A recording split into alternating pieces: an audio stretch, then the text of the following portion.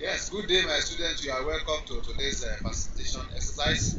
Today we are going to look at the appointment of Usman, or may I say the election of Usman ibn Affan as the third Caliph in Islam after the demise of Prophet Muhammad. You know, the first Caliph was Abu Bakr Siddiq, followed by Umar ibn Khattab. Then the third Khalifa was Usman ibn Affan. Today, we want to look at how Usman was elected as the Khalifa who succeeded Umar ibn Khattab. And I can assure you that you will enjoy it if you are serious with us. So, my name is Professor Mustafa Adejo Rahim. As usual, your facilitator. You are welcome.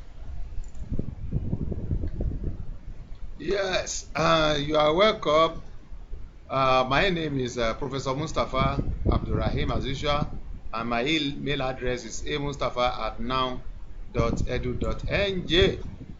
Yes, as we said, at the end of today's lesson, we expect you to be able to narrate the method followed in Usman's election. How was Usman elected as the Khalifa? You should be able to discuss it. Then again, you should be able to discuss some benevolent institutions during the time of Usman. Then you should be able to discuss the redaction, that is the standardization of the Holy Quran during the time of Usman ibn Affan. And again, you should be able to discuss on the assassination of Usman and the effect it has on Muslim Ummah. Now let's go. You see, it should be reiterated. We want to reiterate, we want to lay emphasis again that during the sick bed of Umar ibn Khattab, when he was the Khalifa, he nominated 6 notable people who formed the Shura, amongst whom another Khalifa was to be elected. So there were 6 eminent personalities that formed the Shura, which was set up by Umar ibn Khattab. So we have Umar, we have Talha. The 2 are among the 6. So, and they were unavoidably absent. Talha was unavoidably absent when it was time for another Khalifa to be elected. So it's only 5 people were left behind, amongst whom another Khalifa must emerge. So 5 people now formed the Shura. So the task was very difficult, because both Ali and Uthman, they featured, and only one of them was to be considered, because the contest was between Ali and Uthman. Though there were 5 people, but 2 prominent people that were likely to emerge were Ali and Usman. So it makes the election very tough somehow. So they therefore resorted to election. They wanted to elect who among the 2 or between the 2 was to be appointed. Then after a serious contest, eventually Usman ibn Affan emerged as the Khalifa elect.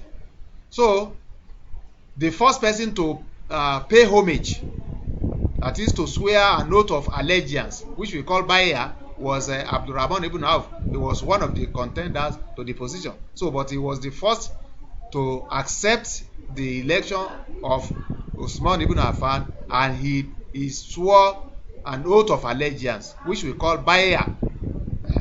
So other Muslims also took the oath, and they approved the candidature of Usman without any rancor.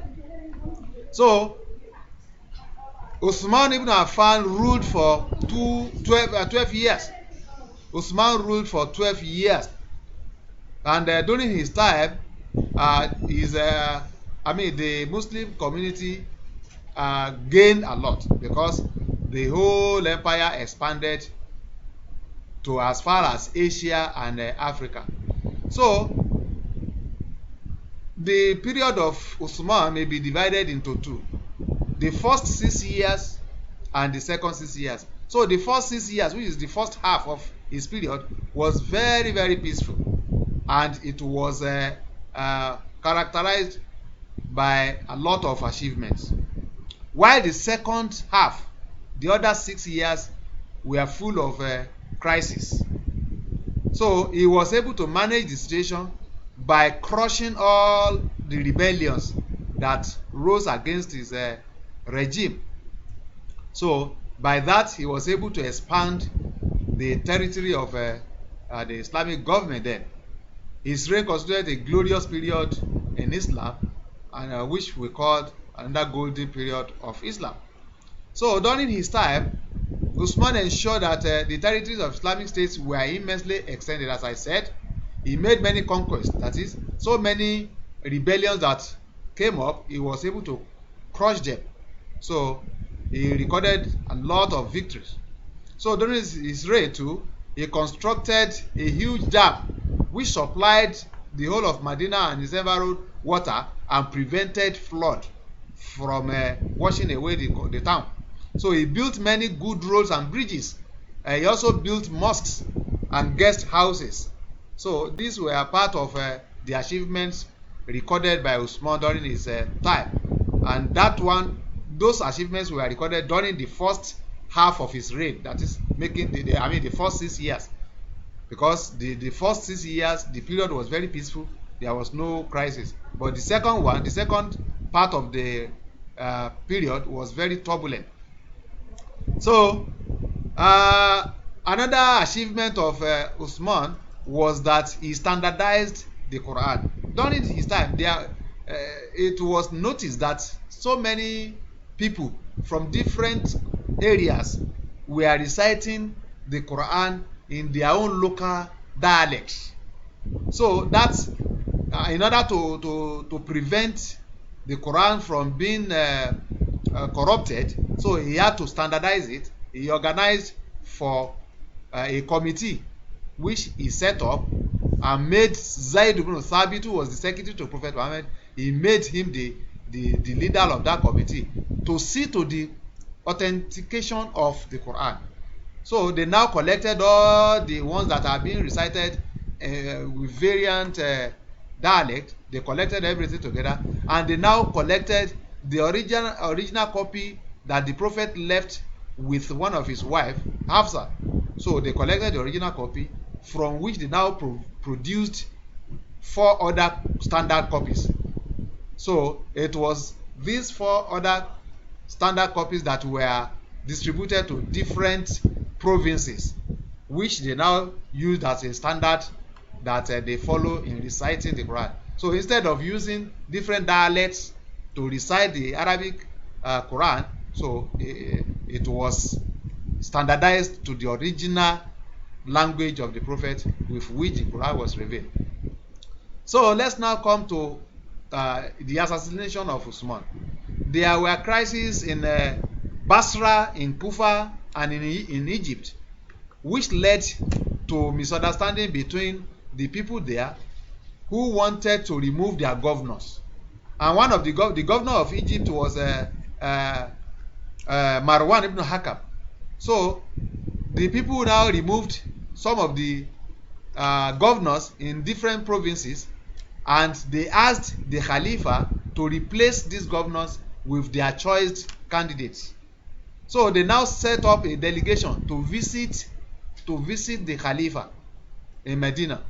So on getting to Medina, they explained what they came for, and the Khalifa said he would look into the matter.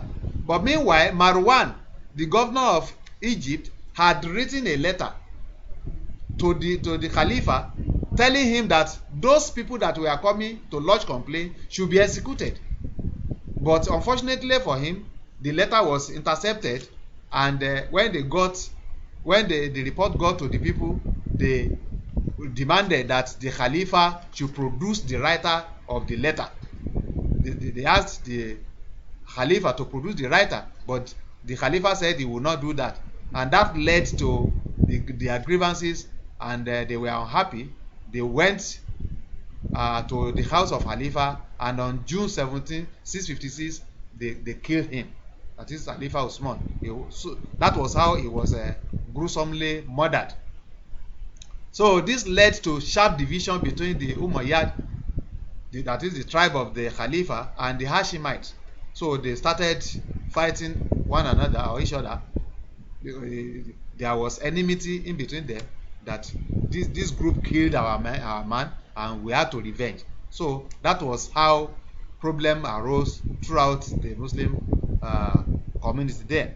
So the assassination of Khalifa Usman introduced civil strifes, civil wars in Islam. So it resulted in assassination of Ali at the later date. Ali, which succeeded Usman ibn Affan, was also assassinated as a result of this crisis that started from the time of Usman ibn Affan.